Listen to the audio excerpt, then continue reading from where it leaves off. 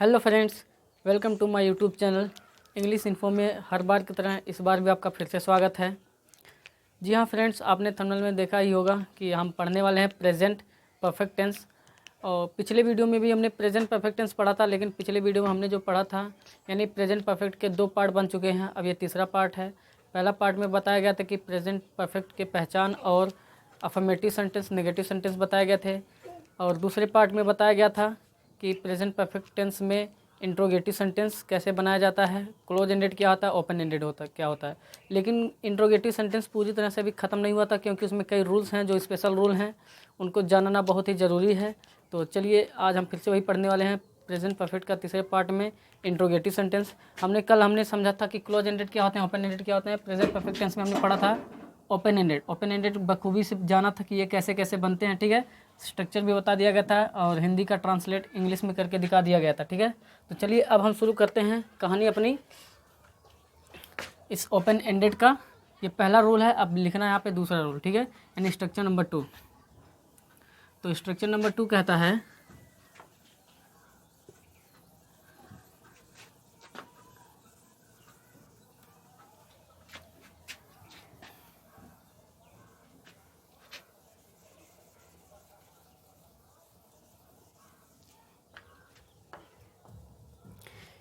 यदि open ended में या अगर ओपन एंडेड में फ्रेंड्स क्वेश्चन वर्ड क्या हो, यानी अगर आपका क्वेश्चन वर्ड हो,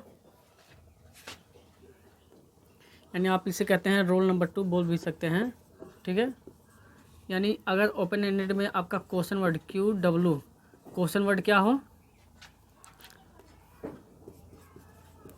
हाउ मच,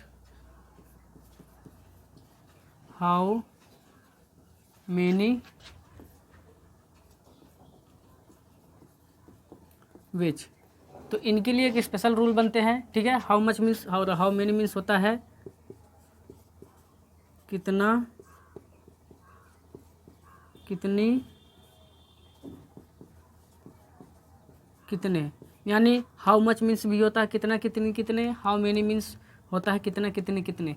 इनकी इंग्लिश जो है 2 होती हैं और इन दोनों की इंग्लिश एक ही होती है, इन दोनों की हिंदी एक ही होती है। ठीक है, इन दोनों मीन्स होता है कितना कितने कितने, और जो विच होता है, विच मीन्स होता है कौन सा, कौन सी, कौन से। ठीक है, कौन सा या कौन सी या कौन से, बात समझ में आ रहा है। इसकी हिंदी हो गई। अगर ये आपका क्या आता है यानी इंट्रोगेटिव सेंटेंस के ओपन एंडेड सेंटेंस में अगर ये आता है आपका, ठीक है, ये चीज़ें, तो इनके लिए एक स्पेशल रूल बनते हैं।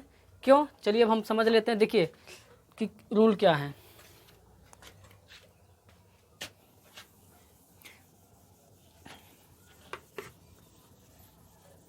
रूल ये है कि स्ट्रक्चर कहता है कि अगर ये क्वेश्चन वर्ड आ जाएं कहीं पर भी, ठीक है, ये क्वेश्चन वर्ड कहीं पर भी आ जाएं, तो हमें क्या करना है कि सबसे पहले हमें कहता कि स्ट्रक्चर लिखने के लिए स्ट्रक्चर बोलता है लिखने के लिए सब। तो स्ट्रक्चर में हम सबसे पहले क्या लिखते हैं, स्ट्रक्चर में सबसे पहले हम लिखते हैं क्वेश्चन वर्ड, है ना, QW क्या लिखते हैं, क्वेश्चन वर्ड। इसके बाद हम लिखते हैं इनके साथ नाउन, क्या लिखते हैं, नाउन। ठीक है, किस कंडीशन में, अभी हमने जस्ट बताया ना, किस कंडीशन में हमने बताया है। देखिए अभी जस्ट हमने इसके पहले लिखा था क्या, इसके पहले हमने यही लिखा था कि यदि क्वेश्चन वर्ड आपका ओपन एंडेड में question word QW question word, इसे हम क्वेश्चन वर्ड बोलते हैं QW से। ठीक है, क्वेश्चन वर्ड क्या हो, यदि क्वेश्चन वर्ड आपका हो हाउ मच, क्या हो, हाउ मच, या हाउ मेनी, क्या, हाउ मेनी, हाउ मच या हाउ मेनी, जिसकी हिंदी क्या होती है, जिसकी हिंदी होती है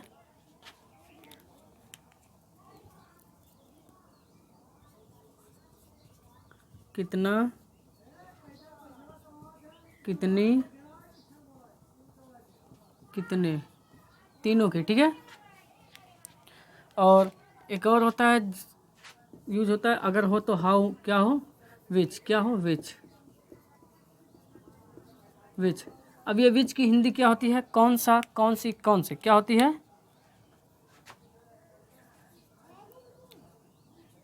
कौन सा या कौन सी या कौन से, ठीक है, बात समझ लेना। एक ही चीज़ मैं इसीलिए एक ही चीज़ लिख रहा हूँ। ये हो तो स्ट्रक्चर कहता है, स्ट्रक्चर कहता है कि सबसे पहले क्या लिखिए,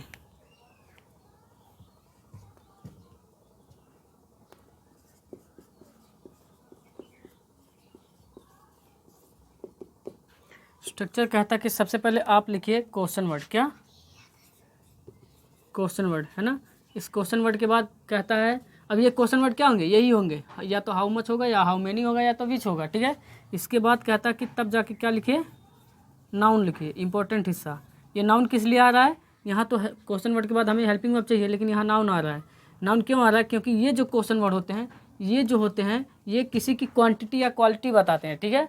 क्वांटिटी बताने की वजह से ये रिलेशन बनाते हैं नाउन से, उस नाउन से ये क्या बनाते हैं, रिलेशन बनाते हैं। अब एग्जाम्पल के हिसाब से बता दिया जाएगा, ठीक है। इसके बाद क्या है, नाउन के बाद तब चाहिए हमें हेल्पिंग वर्ब।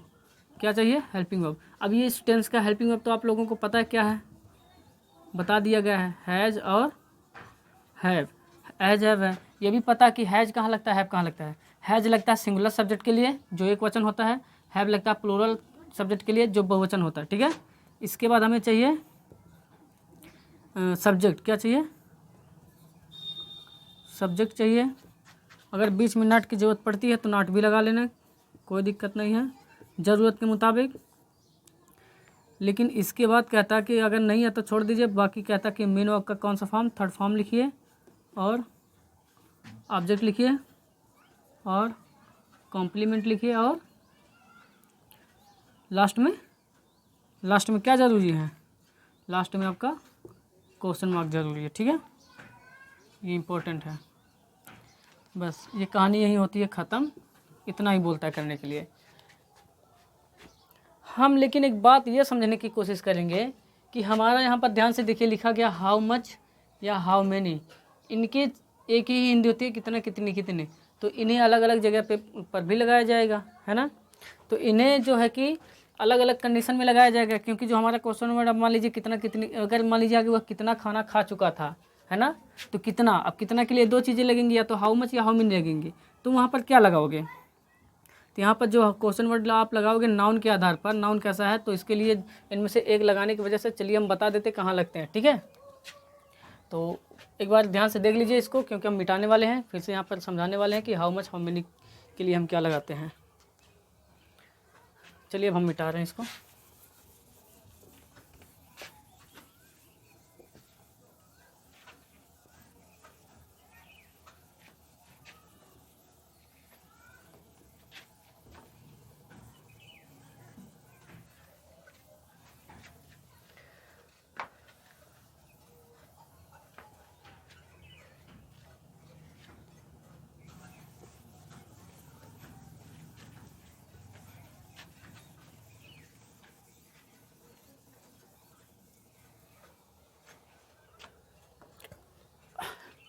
तो रूल नंबर क्या था, रूल नंबर 2 था कि यदि ओपन एंडेड में क्या हो,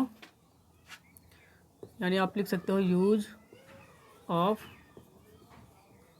हाउ मच या हाउ मेनी, ओके, या विच, ठीक। तो हाउ मच और हाउ मेनी के लिए एक वर्ड होते हैं और इनके लिए एक होते हैं, ठीक है। चलिए अगर सेंटेंस में ये चीज़ें आ जाएं तो हमें कैसे क्या करना है, लेकिन हम बात करेंगे सिर्फ हाउ मच और हाउ मेनी, यानी हम हाउ मच कहाँ लगाते हैं, हाउ मेनी कहाँ लगाते हैं। इन तीनों का स्ट्रक्चर एक ही होगा, लेकिन इनको अलग अलग जगह पे लगाना पड़ेगा, हम उसको जान लेते हैं। चलिए हिंदी क्या है इन दोनों की, इन दोनों की हिंदी है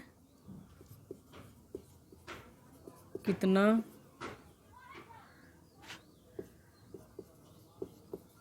कितनी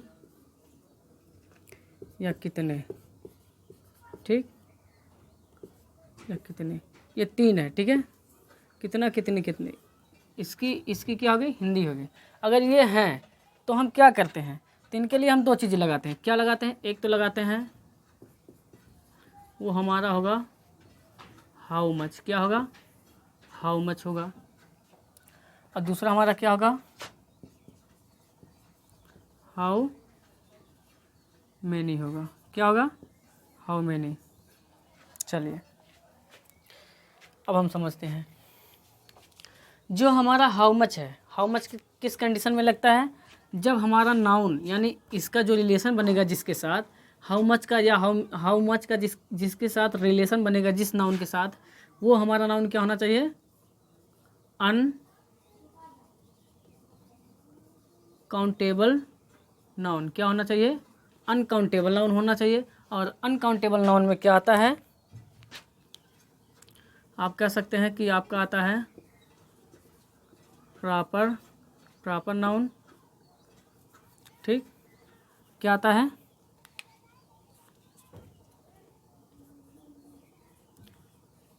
प्रॉपर नाउन और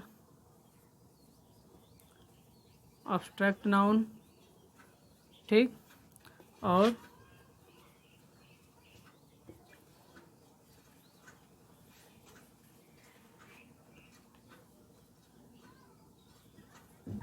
मटेरियल नाउन। ठीक है, ये होते हैं, ये क्या होते हैं, अनकाउंटेबल नाउन होते हैं। ठीक है, बात समझ में आ रहा है ना, ये जो होते हैं अनकाउंटेबल नाउन होते हैं। अब हम बात करते हैं हाउ मच की, यानी जहाँ पर भी हाउ मच का रिलेशन यानी कितने का रिलेशन जो बनेगा अगर प्रॉपर नाउन से, जो किसी का नाम होता है, वस्तु या किसी व्यक्ति या वस्तु या स्थान के पर्टिकुलर नेम, मतलब एक निश्चित नाम को हम पर्टिकुलर प्रॉपर नाउन बोलते हैं। और एब्स्ट्रैक्ट नाउन जो फीलिंग वर्ड होते हैं, ठीक है, फेल्ट ओनली। तो जो ऐसी चीज़ें जिनको आप ना तो देख सको ना ही छू सको, सिर्फ क्या कर सकते हो, फील कर सकते हो, महसूस कर सकते हो, वो एब्स्ट्रैक्ट नाउन होते हैं, वो भी अनकाउंटेबल नाउन में आते हैं। मटेरियल नाउन जो भी पदार्थवाचक संज्ञा होंगे वो क्या होंगे, अनकाउंटेबल नाउन होंगे, वो मटेरियल नाउन में आते हैं। पदार्थवाचक संज्ञा जैसे हो गया फ्रूट्स हो गए, वेजिटेबल हो गए, वेजिटेबल में सब्जियाँ, ठीक है, सब्जी हो गए, ईंट हो गए, पत्थर हो गया, लोहा हो गया, बात समझ में आ रहा है ना, जो भी चीज़ें हैं आपके, तो वो क्या होने चाहिए, मटेरियल होना चाहिए। तो वो क्या होता है, अनकाउंटेबल नाउन में। अब हम बात करते हैं, तो उसके साथ हम हाउ मच का यूज़ करते हैं। अब बात करते हैं हाउ मेनी। हाउ मेनी हमेशा जो होता है ये लगाए जाते हैं काउंटेबल नाउन के लिए। किस नाउन के लिए, ये हमेशा लगते हैं काउंटेबल नाउन में। और इसमें काउंटेबल नाउन में क्या क्या आते हैं, काउंटेबल नाउन में आप कह सकते हैं कि कॉमन नाउन, और एक आता है कलेक्टिव नाउन। क्या, कलेक्टिव नाउन। ठीक, दो चीज़ें होती हैं, कॉमन नाउन और कलेक्टिव नाउन। कॉमन नाउन मतलब आप समझ रहे हैं, जैसे बॉय हो गया, जिनमें मतलब जिसका साधारण नाम हो, जैसे बॉय, गर्ल, है ना, और कैट, तो ये सब क्या होते हैं, काउंटेबल नाउन होते हैं। काउंटेबल नाउन और कलेक्टिव नाउन मतलब जो ऐसी भीड़ समूहवाचक संज्ञा हो, जिसका सिर्फ समूह हो, समूह के नाम हो, वो होते हैं कलेक्टिव नाउन। नाउन जब पढ़ाया जाएगा तब बता दिया जाएगा, वो काउंटेबल नाउन के कैटेगरी में आते हैं। काउंटेबल नाउन जहाँ होता है यानी कितने का रिलेशन जब बनेगा किससे, किसी नाउन से बनेगा, वो नाउन होगा काउंटेबल नाउन। तो हमारा क्या लगाएगा, हाउ मेनी लगाएगा। ठीक है, अब हम बात कर लेते हैं स्ट्रक्चर के। तो स्ट्रक्चर जो बनता है कुछ हमारा इस तरह से बनता है।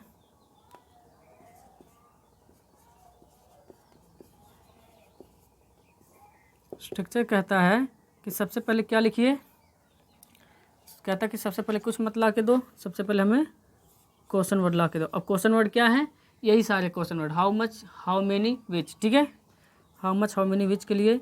इसके बाद इनका जो रिलेशन बनेगा, जिनके साथ रिलेशन बनेगा वो हमारा क्या होगा, नाउन होगा। क्या होगा, वो हमारा नाउन के रूप में आएगा। इस नाउन का रिलेशन किससे बनेगा, क्वेश्चन वर्ड से बनेगा। बात समझ में आ रहा है ना। इसके बाद कहता है कि तब जाके हमें क्या ला के दो, तब स्ट्रक्चर कहता है कि तब जाके हमें हेल्पिंग वर्ब ला के दो। और हेल्पिंग वर्ब इस टेंस का है क्या, हैज़ और हैव। क्या है, हैज़ और हैव है। इसके बाद कहता है तब जाके हमें ला के दो सब्जेक्ट। क्या कहता है, तब सब्जेक्ट ला के दो। और कहता है कि अगर बीच में नॉट की आवश्यकता पड़ जाती है तो नॉट भी चिपका देना, कोई दिक्कत नहीं है। इसके बाद कहता है कि तब जाके हमें मेन वर्ब का कौन सा फॉर्म, थर्ड फॉर्म ला के दे दो। और कहता कि ऑब्जेक्ट ला के दे दो। ठीक, और कहता है कॉम्प्लीमेंट अगर हो तो कॉम्प्लीमेंट भी लिख देना। और लास्ट में कहता है कि क्या ला के दो, क्वेश्चन मार्क। यानी ये कहता है कि लास्ट में आप हमें क्वेश्चन मार्क ला के दे दो, कहानी ख़त्म। यानी ये कहानी यहीं तक हो गई समाप्त। यही हमारा स्ट्रक्चर है। ठीक है, चलिए अब कुछ हम देख लेते हैं एग्जाम्पल, जैसे एग्जाम्पल के थ्रू समझते हैं। एग्जाम्पल में कहता है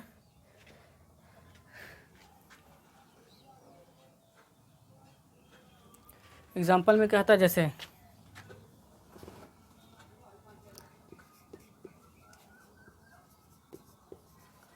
राधिका कितनी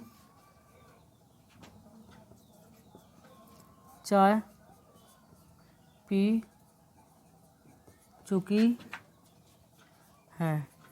ठीक है, राधिका कितनी चाय पी चुकी है। अब यहाँ पर देखिए कितनी आ गया ना। अब इसको हम ट्रांसलेट करेंगे। ट्रांसलेट करने के लिए सबसे पहले स्ट्रक्चर कहते हैं क्वेश्चन वर्ड लिखिए।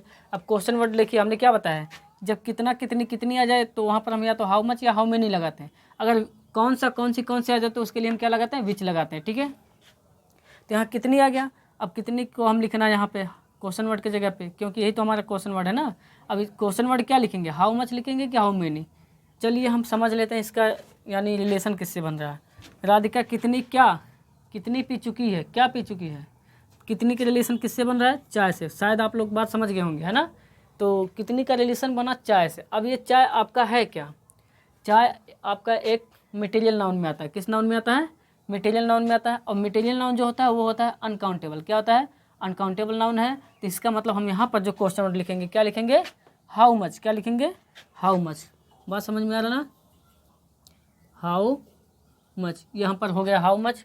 इसके बाद कहता है तब नाउन लिखिए। अब ये नाउन आएगा क्या, इनका रिलेशन जिनसे बना वही तो नाउन आएगा, यानी कितना का रिलेशन किससे बना, चाय से। तो इस नाउन के जगह पे हम चाय को रख देंगे, यानी हाउ मच टी। हो गया ना, हाउ मच टी। इसके बाद हैज़ हैव। अब ये तो जान रहे हो कि एक वचन के लिए एक वचन सब्जेक्ट है तो हैज़, बहुवचन सब्जेक्ट है तो हैव। तो यहाँ पर राधिका एक वचन सब्जेक्ट है, इसलिए हमने यहाँ लगाया हैज़। तब हमने लिखा सब्जेक्ट। सब्जेक्ट क्या है, अब इतना तो समझ ही रहे हो, सब्जेक्ट आपका है राधिका। ठीक है, इसके बाद हमें नाट चाहिए। नाट तो आया नहीं है कहीं पर भी, देखो लो नहीं आया, छोड़ दो। मेन वर्ब क्या है, पीना। तो थर्ड फॉर्म होता है ड्रिंक, ड्रैंक, ड्रंक, यानी थर्ड फॉर्म है ड्रंक। क्या है, थर्ड फॉर्म हो गया ड्रंक। इसके बाद कहता है ऑब्जेक्ट लिखिए। ऑब्जेक्ट क्या है, ऑब्जेक्ट में देखो कुछ बचा ही नहीं है। टी आपका ऑब्जेक्ट था, वो तो नाउन के रूप में चला गया। ठीक है, अब कुछ जब नहीं बचा है तो रहने दो, ऑब्जेक्ट को छोड़ो। कॉम्प्लीमेंट देख लेते हैं। कॉम्प्लीमेंट भी कुछ नहीं बचा है, छोड़ दो। अब बचा क्या, क्वेश्चन मार्क। बस क्वेश्चन मार्क लगा दो, कहानी ख़त्म हो गया ना। तो चलिए एक दो एग्जाम्पल और समझ लेते हैं।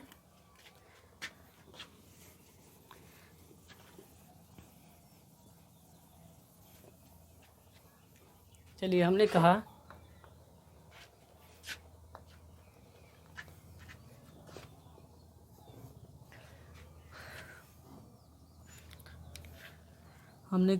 तुम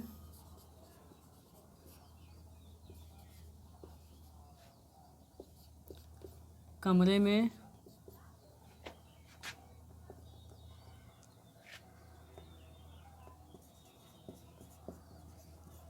कौन सा गाना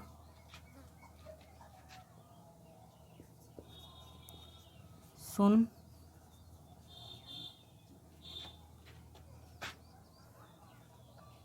चलिए सब गा कर लो, गा सुन।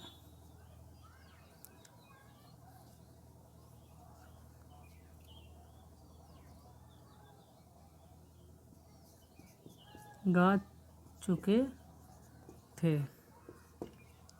चलिए अब इसको देख लेते हैं। कह रहा कि तुम कमरे में कौन सा गाना। अब यहाँ पर देखिए आ गया कौन सा, है ना। अब इसके लिए हमें क्या लगाना, सिर्फ विच लगाना। इसके लिए कोई झंझट नहीं है ना। तो क्वेश्चन वर्ड लिख देना है पहले, कौन सा गाना गा चुके थे। स्ट्रक्चर का था क्वेश्चन लिखो, क्वेश्चन वर्ड क्या है, कोई झंझट नहीं है, बस लिख दो विच। क्या लिख दो, विच। विच के बाद नाउन, नाउन। अब ये नाउन आएगा क्या, इनका रिलेशन किससे बना, यानी कौन सा का रिलेशन किससे बन रहा है। देखो तुम कमरे में कौन सा गा चुके थे, क्या। तो आप लोग बताओगे कौन सा, क्या आप बताओगे, गाना, है ना। तो बात समझ में आ रहा ना, विच सॉन्ग, है ना। नाउन हो गया। ऑब्जेक्ट हेल्पिंग वर्ब चाहिए, हेल्पिंग वर्ब क्या होगा। अब यहाँ तुम लिखा गया है, बहुवचन है, इसलिए यहाँ हो जाएगा हैव। इसके बाद सब्जेक्ट हो गया तुम, यू, है ना। सब्जेक्ट हो गया यू। नाट नहीं आया, छोड़ दो। मेन वर्ब का थर्ड फॉर्म गाना। तो सिंग मीन्स होता है गाना, सैंग थर्ड फॉर्म, सेकेंड फॉर्म होता है, और संग थर्ड फॉर्म होता है, सिंग सैंग संग, ठीक है। इसके बाद ऑब्जेक्ट, ऑब्जेक्ट क्या बचा, कमरे में, तो मेक इंग्लिश पहले लिख लो, इन द रूम, ठीक है, कमरे में, और लास्ट में क्वेश्चन मार्क। कहानी समझ में आ गई ना। चलिए और एक एग्जांपल और देख लेते हैं।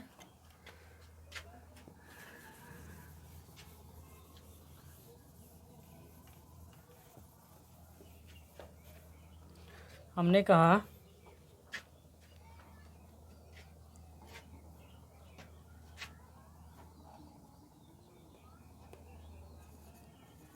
वह पेड़ के नीचे कितना आम तोड़ चुका है, ठीक है, वह पेड़ के नीचे कितना आम तोड़ चुका है। तो यहाँ पर आप देखेंगे सबसे पहले क्या लिखना है, क्वेश्चन वर्ड। क्वेश्चन वर्ड है क्या, आप बोलोगे कितना, ठीक है। अब इस कितने का रिलेशन किससे बन रहा है बताओ, पहले क्वेश्चन वर्ड लिख लो कितना। अब कितना का देखेंगे हाउ मच या हाउ मेनी लगाना, किस इसमें से किसी एक को लगाना है। अब पहले इसका रिलेशन चेक करेंगे, इसका रिलेशन किससे बन रहा है, आप बताओगे आम से। क्यों, क्योंकि कितना क्या पूछ रहा है, वो आम पूछ रहा है, कितना आम है ना।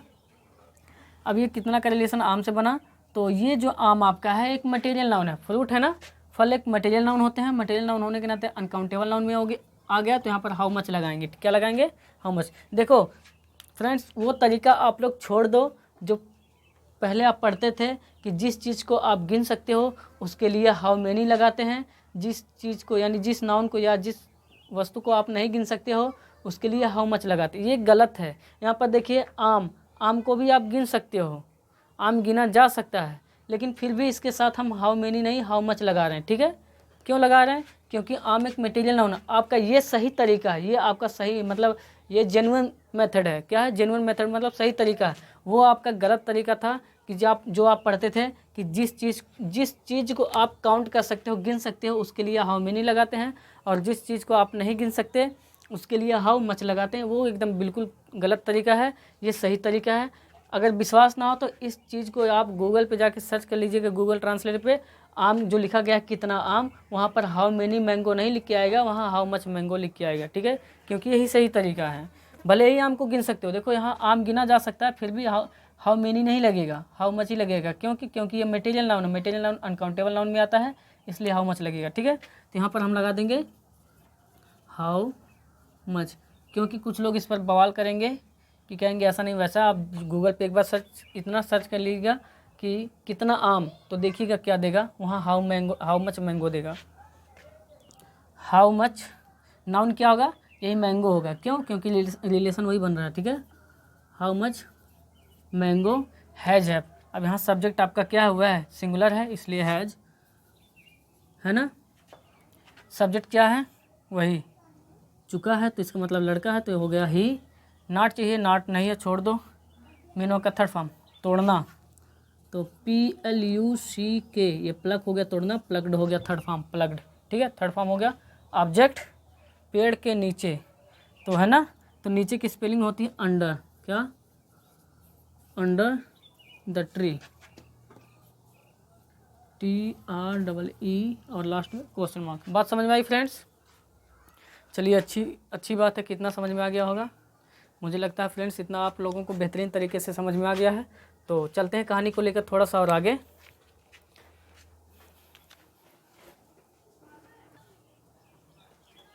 चलिए फ्रेंड्स एक एग्जांपल और देख लेते हैं, तो कहानी को थोड़ा सा और ले चलते हैं आगे।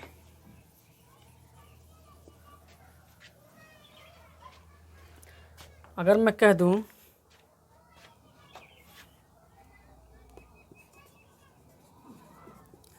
तुम्हारे बगीचे में कितने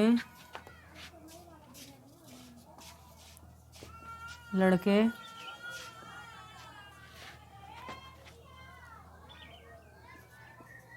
खेल चुके हैं। ठीक है, तुम्हारे बागीचे में कितने लड़के खेल चुके हैं। और यहाँ पर आप देखेंगे जब इसको हम ट्रांसलेट करेंगे तो सबसे पहले हमें क्या चाहिए, क्वेश्चन वर्ड। क्वेश्चन वर्ड आपका है कितना। अब इसके लिए या तो हाउ मच या हाउ मेनी लगा लेंगे, लेकिन इसका रिलेशन देखेंगे तो लड़कों के साथ है। अब लड़के आपका क्या है, कॉमन नाउन है ना। कॉमन नाउन होने के नाते वो काउंटेबल नाउन हुआ, तो इसका मतलब हम क्या लगाएंगे, हाउ मेनी लगाएंगे। क्या लगाएंगे, हाउ मेनी। जो हमारे क्वेश्चन वर्ड होगा वो होगा हाउ मेनी। इसका नाउन वही हमारा होगा लड़के, हाउ मेनी बॉयज़, है ना। इसके बाद हमारा हैव होगा, तो कितने लड़के खेल रहे थे। सब्जेक्ट देखिए लड़के ही हैं, क्योंकि सब्जेक्ट के हिसाब से हैव लगेगा। अभी तो खेलने का काम कौन कर रहा है, लड़के कर रहे हैं, तो इसका मतलब ये हमारा सब्जेक्ट हुआ। अब सब्जेक्ट हमारा बहुवचन है, लड़के, बहुवचन होने के नाते हमने क्या लगाया, हैव। बात समझ में आ रहा ना, हैव के बाद हमें चाहिए सब्जेक्ट। अब ये सब्जेक्ट जो है यहाँ से उठ के चला गया है नाउन के रूप में। इसका मतलब ये हुआ अब हमें सब्जेक्ट की कोई ज़रूरत नहीं। जब ये एक बार लिखा जा चुका है, एक बार ये उठ के चला गया नाउन की जगह पे, तो यहाँ हमें सब्जेक्ट लिखने की कोई ज़रूरत नहीं है। छोड़ दो इसे, नॉट पे आते हैं। नॉट भी नहीं है, छोड़ दो इसे भी। अब मीन ऑफ का थर्ड फॉर्म, मीन ऑफ क्या है, जो चीज़ें मिलती जाए उसको लिखता जाओ। ठीक है, मीन ऑफ का थर्ड फॉर्म में लिखा गया खेल, प्ले, तो यहाँ पर PLAYED प्लेड। ठीक है, थर्ड फॉर्म हो गया। ऑब्जेक्ट क्या है, तुम्हारे बागीचे में, मेक इंग्लिश पहले लिख लो, इन, इसके बाद तुम्हारे लिखा गया है, योर गार्डन, गार्डन, और लास्ट में क्वेश्चन मार्क। ठीक है फ्रेंड्स, चलिए अच्छी बात है, चलते हैं अब कहानी को लेकर आगे। तो चलिए फ्रेंड्स, अब हम बात करने वाले हैं फिर से इंट्रोगेटिव सेंटेंस का तीसरा रूल, जिसे हम बोलते हैं यूज ऑफ हु। क्या, अब हम पढ़ने वाले हैं यूज ऑफ हु, यही आखिरी रूल है इंट्रोगेटिव सेंटेंस का। अब हम हु को समझ लेते हैं कि हु आखिरकार इसका यूज कैसे किया जाता है। तो चलिए, ये रहा हमारा हु, क्या रहा,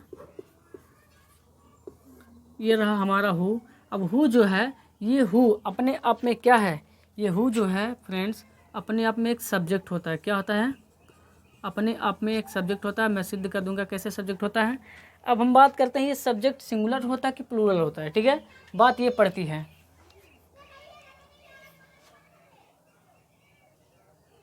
ये जो हु होता है अपने आप में सब्जेक्ट होता है, इसको हम समझ लेते हैं। अगर हु, फ्रेंड्स मैं बता दूं, अगर ये हु जो है, यानी हु मीन्स होता है कौन। क्या होता है, सबको पता कौन। लेकिन इनकी दो चीज़ें होती हैं, कभी कभी आपको लिखा आता है कौन, क्या होता है, ये लिख के आता है कौन, और दूसरा लिख के आता है कौन कौन। क्या लिख के आता है, कौन कौन। ठीक है, ये लिख के आता है। तो यहाँ पर देखिए, जब हिंदी में लिखा रहे सिर्फ कौन, ठीक है, तो वो होता है आपका, ये आपका तब होता है सिंगुलर सब्जेक्ट। क्या होता है, सिंगुलर सब्जेक्ट। ओके फ्रेंड्स, ये सिंगुलर सब्जेक्ट होता है। लेकिन जब लिखा रहे कौन कौन, तब ये होता है प्लूरल सब्जेक्ट। ओके फ्रेंड्स, तब ये प्लूरल सब्जेक्ट, मतलब अगर कौन लिखा हो तो ये एक वचन होता है, अगर कौन कौन लिखा हो तो ये बहुवचन होता है। शायद आप जानते हैं, अगर मैंने कहा कि तुम्हें इंग्लिश कौन पढ़ा चुका है, तो कौन पढ़ा चुका है एक ही व्यक्ति है। ठीक है, उसे गाली कौन कौन दे चुका है, कौन कौन गाली दे चुका है, मतलब कई लोग दिए होंगे गाली, है ना। समझ में आ रहा ना, तो मतलब वो बहुवचन हो गया। तो इस कंडीशन में हम क्या करते हैं, तो वहाँ पर जो इसको हम हु ही लिखते हैं, तो भी हम यहाँ पर इंग्लिश क्या लिखते हैं, इसकी इंग्लिश जो लिखते हैं वो हम क्या लिखते हैं, हु लिखते हैं। इसकी इंग्लिश हम हमेशा हु ही लिखते हैं, हमेशा हु लिखते हैं। और यहाँ पर भी हम क्या लिखेंगे, हु लिखेंगे। लेकिन शर्त ये है कि इस हु के साथ जो है, इस हु के साथ हम हेल्पिंग वर्ब जो होता है, जो सिंगुलर हु, जब सिंगुलर सब्जेक्ट यानी हु के साथ अगर आपका मिला, अगर इंग्लिश में मिला है क्या, हैज, इस हु के साथ अगर आपको मिला हैज, मतलब अगर ये कौन के साथ ये सिंगुलर सब्जेक्ट है तो इसकी इंग्लिश हमेशा हु लिखेंगे। लेकिन इसके साथ जो हमारा हेल्पिंग वर्ब होगा वो क्या होगा, हैज होगा। और हम बात करते हैं कौन कौन, जैसे उसे गाली कौन कौन दे चुका है, तो मतलब बहुवचन हो गया, कई लोग गाली दिए होंगे। तो यहाँ पर बहुवचन होने के नाते वहाँ पर भी इंग्लिश क्या लिखेंगे, हु लिखेंगे। लेकिन यहाँ जो हेल्पिंग वर्ब इसके साथ होगा वो क्या होगा, हैव होगा। इतना बात समझ लेना कि अगर इंग्लिश में हु के साथ हैव लिखा नजर आएगा तो क्या होगा, तब वो हु का मतलब होगा कौन कौन, और वो अपने आप में प्लूरल होगा। अगर हु के साथ हैज नज़र आएगा इंग्लिश में तो वो सिंगुलर सब्जेक्ट होगा, उसका मतलब होगा कौन। ठीक है, अब चलते हैं स्ट्रक्चर की तरफ, स्ट्रक्चर के हिसाब से समझते हैं। तो स्ट्रक्चर क्या कहता है,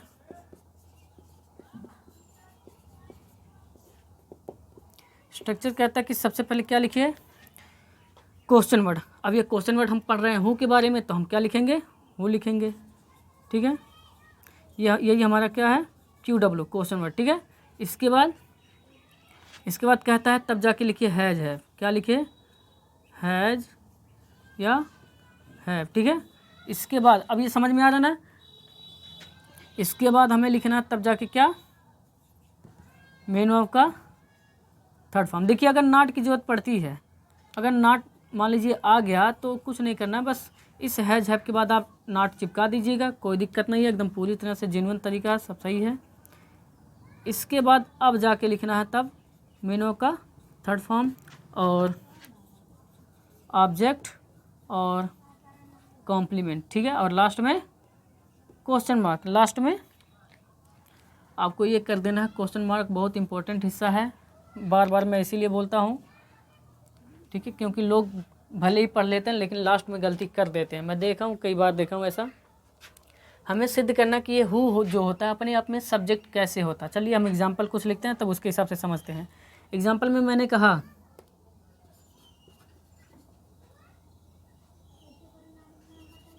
तुम्हें कहानी कौन सुना चुका है। ठीक है, तुम्हें कहानी कौन सुना चुका है।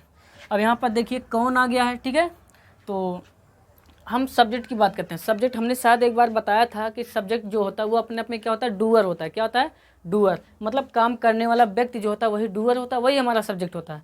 अब यहाँ पर देखिए, यहाँ सुनाने का काम कौन कर रहा है ये बता दो, डूअर कौन है, डूअर करने वाला, सुनाने का काम कौन कर रहा है, तुम्हें कर रहा है कि कहानी कर रहा है कि कौन कर रहा है, कौन खुद कर रहा है। बात समझ में आ रहा है ना, देखो कैसे, तुम्हें कहानी कौन सुना रहा है, सुना चुका है। अब जो सुना चुका होगा वही आपका सब्जेक्ट होगा, और हु किसके बारे में पूछ रहा है, उसी व्यक्ति के बारे में पूछ रहा है जो सुना चुका है। बात समझ में आ रहा है ना, जैसे मान लीजिए मैं सुना चुका हूँ, तो ये हु किसके बारे में पूछ रहा है, ये मेरे ही बारे में पूछ रहा है, तो मैं अपने सब्जेक्ट वर्ग नहीं हुआ, लेकिन मेरा नाम कहीं पर भी इंक्लूड नहीं है। मतलब यहाँ पर मेरा नाम किस, मान लीजिए रमेश, रमेश तुम्हें कहानी रमेश सुना चुका है। ठीक है, तो मान लीजिए रमेश यहाँ है, तो यहाँ मान लीजिए लिख भी देते हैं, कोई दिक्कत नहीं है।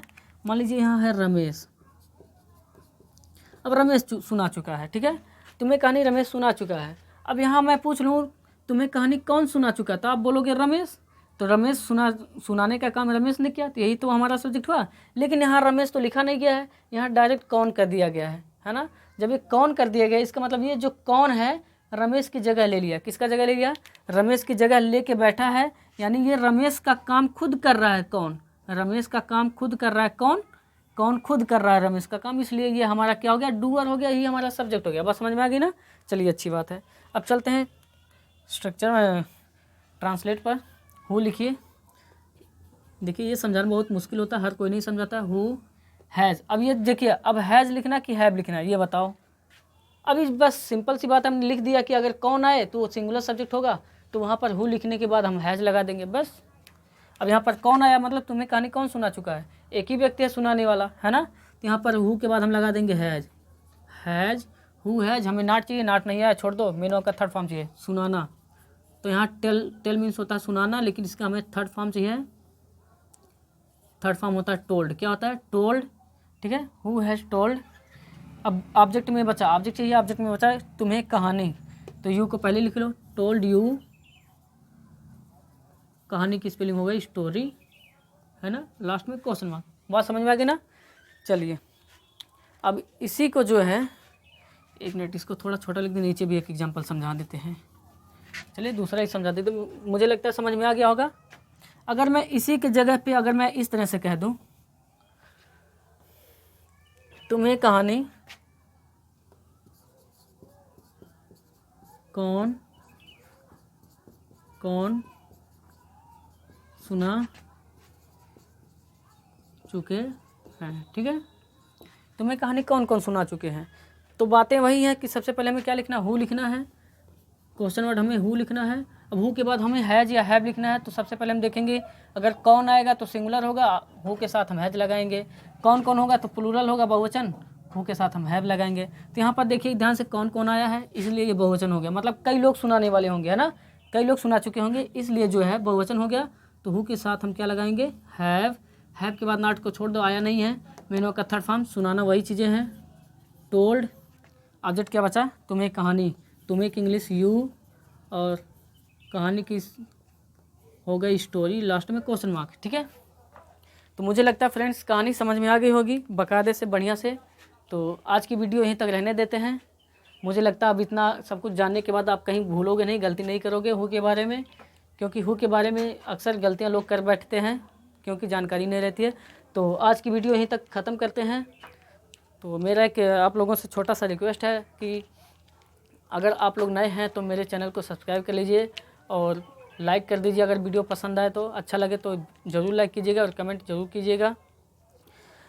लेकिन एक बात और है फ्रेंड्स, इस वीडियो को देखने से पहले, इसका पहले जो कि पहला पार्ट आप लोग देख लीजिए, यानी प्रेजेंट परफेक्ट का आप पहले पार्ट से देखें, तभी ये बातें समझ में आएंगी, वरना नहीं समझ में आएंगी, क्योंकि बहुत ही आगे आ चुके हैं। मतलब ये तीसरा पार्ट है, प्रेजेंट परफेक्ट का ये तीसरा पार्ट है, इसलिए मैं कह रहा हूँ कि पहले आप पहला पार्ट देखिए, तब जाके ये दूसरा तीसरा देखिए। तो अब वही रिक्वेस्ट है छोटा सा कि मेरे चैनल को सब्सक्राइब कर लीजिए और वीडियो को शेयर कीजिए, ज़्यादा से ज़्यादा शेयर कीजिए, क्योंकि लोगों को सही इंग्लिश की सही जानकारी मिल सके। ठीक है, तो और चैनल को सब्सक्राइब करने के साथ साथ लाइक ज़रूर कीजिएगा। तब तक के लिए bye bye, take care, thank you so much.